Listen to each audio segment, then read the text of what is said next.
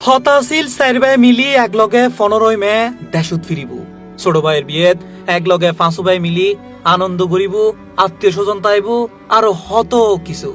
কিন্তু ব্যাগ কিছু যেন থামি গেল ওমানোর এক মর্মান্তিক দুর্ঘটনায়। তারা দেশত ঠিকই আইয়ের কিন্তু কফিন হইরে।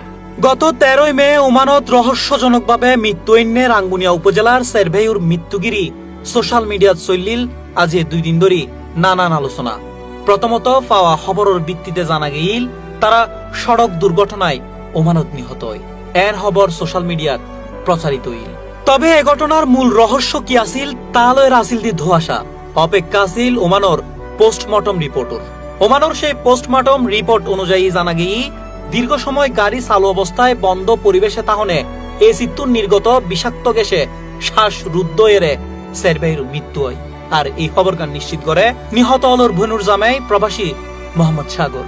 ঘটনাটা একটু আগে রিপোর্ট পাইছি, পোস্টম্যান করছে, পোস্টম্যান রিপোর্ট দিচ্ছে, রিপোর্টে বলতেছে যে এখানে টাকা দেখা যাচ্ছে গাড়ি পার্কিং দিয়ে গাড়ির ভিতর।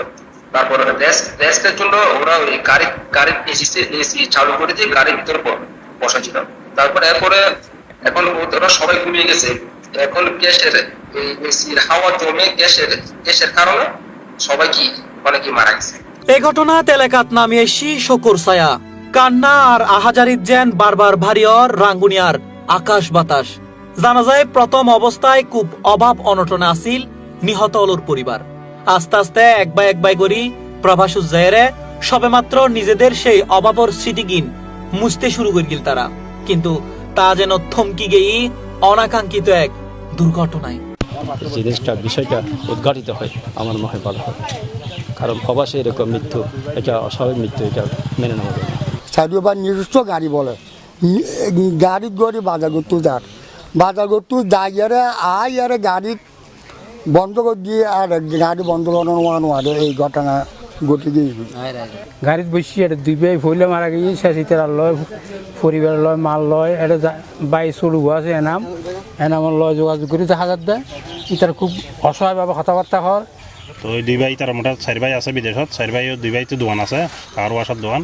আমার দাবি হচ্ছে বাংলাদেশ সরকারের পক্ষ থেকে একটা তদন্ত কমিশন গঠন করে তারা অত্যন্ত শান্তি প্রিয়, ভালো করে চলাফেরা করে। ইন্দি ওমান ও বাংলাদেশি দূতাবাস কর্তৃপক্ষ জানায় লাশগিন দেশত ফাটে ফেললেই তারা দৌড়ঝাঁপ শুরু করি এবং প্রয়োজনীয় ব্যবস্থা গ্রহণ করে। এছাড়া ওমানোর চট্টগ্রাম সমিতির নেতৃবৃন্দ হলে জানায় যত দ্রুত সম্ভব নিহত অলর বাড়িতে ফিরে ফেললেই প্রয়োজনীয় কর্মযজ্ঞে সহযোগিতা অব্যাহত রাখি সংগঠন। আমরা এখানে এই 4 ভাইয়ের মৃত্যুতে ওমান প্রবাসে শোকের ছায়া নেমে